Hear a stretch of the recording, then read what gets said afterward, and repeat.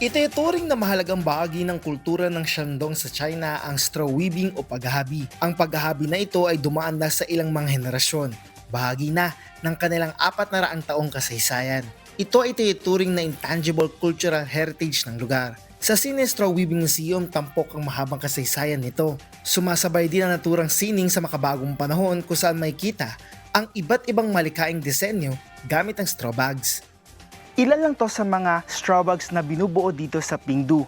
Bawat isa dito ay handmade at ini-export sa iba't ibang mga bansa kabilang na ang US at Europe kung saan sikat na sikat ang produktong ito. Ang factory na ito sa Pingdu, Qingdao, Shandong, China ay bumuo na ng sarili nilang brand at nakikipagsabayan na sa international market. Sa pamamagitan ng business na ito, nakakalikha ito ng trabaho. We just like do go into the society, like if we have like 10,000 pieces of this bag, for example, we just separated these bags to different families in our village or other villages near us. Dahil dito, naging malaking tulong ito para sa mga naghahabi para masuportahan ang kanilang mga pamilya. Si Ning Lingdi, 6 na taon na sa trabahong ito, kaya makikita ang pagiging eksperto niya sa paghahabi. 将来这样的收入，将来的孩子花钱方便一点。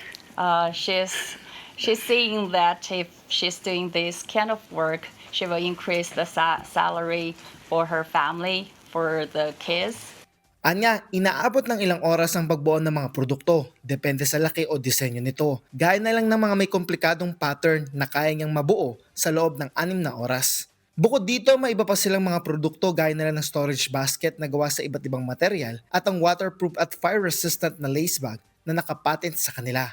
Higit sa pagkakakilanlan na hatid ng kanilang mayamang kasaysayan, nakatulong ito para mapabuti ang buhay ng mga patuloy pang pinagyayaman ang minana nilang kultura.